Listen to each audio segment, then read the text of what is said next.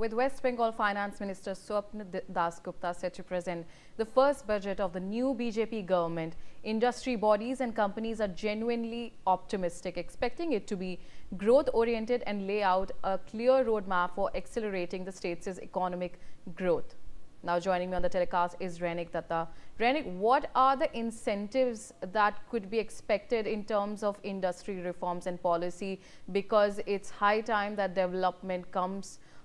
to West Bengal? एकदम देखिए, BJP सरकार पश्चिम बंगाल में गठन होने के बाद से ही बीजेपी का पहला जो लक्ष्य था कि पश्चिम बंगाल में भारी इंडस्ट्री लेके आया जाए और उसके साथ साथ ही छोटा बिजनेस भी चालू किया जाए, तो उसके ऊपर ही फोकस करते हुए आज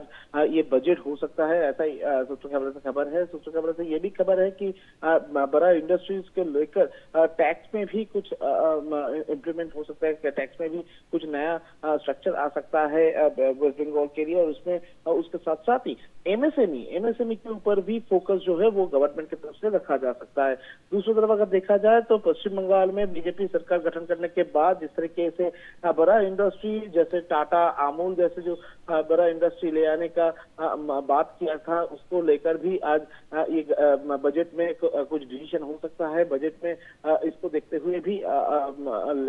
लैंड के बारे में भी कुछ छूट दिया जा सकता है, इंडस्ट्री फॉर्म करने पर भी कुछ छूट जो है बजट में दिया जा सकता है। यानी एक तरफ इंडस्ट्री तैयार करना, दूसरी तरफ अगर देखा जाए तो एग्रीकल्चरल जो सेक्टर है उसके ऊपर भी छूट जो है वो बजट में रह सकता है, उसके ऊपर फोकस करते हुए भी बजट हो सकता है, ऐसा भी सूत्रों की खबर है। और उसके साथ साथ ही यंग जनरेशन को सामने रखते हुए छोटा बिजनेस के ऊपर भी फोकस जो है वो बजट में रखा जा सकता है। और उसके साथ पश्चिम बंगाल का जो एजुकेशनल सिस्टम और हेल्थ सिस्टम, इनका जो इंफ्रास्ट्रक्चर डेवलपमेंट, इसके ऊपर भी फोकस जो है वो बजट में रखा जा सकता है, और रूरल सेक्टर के ऊपर भी फोकस जो है वो रखा जा सकता है। जो इंडस्ट्री ऑलरेडी बंगाल पर है उसके ऊपर भी फोकस जो है वो गवर्नमेंट की तरफ से बजट में रखा जा सकता है, और नया इंडस्ट्री को ले आने के लिए भी जो प्लानिंग वो बजट में रखा जा सकता है। तो कुल मिलाकर बोल सकते हैं कि एकदम इंफ्रास्ट्रक्चरल चेंज और वेस्ट बंगाल का डेवलपमेंट के ऊपर ही फोकस करते हुए ये जो बजट ये आज पेश होने जा रहा है। सुबह 12 बजे असेंबली पर फाइनेंस मिनिस्टर के तरफ से ये जो बजट इसको पेश किया जाएगा, और उसी के ऊपर सबका नजर रहेगा कि इस बार पश्चिम बंगाल में नया बीजेपी सरकार गठन होने के बाद बीजेपी सरकार की तरफ से मैनिफेस्टो में जो जो वादा किया गया था वो वादा को किस तरीके से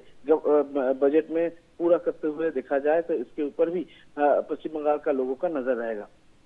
All right, Rainik, stay on with me now. We have more news coming in regarding this.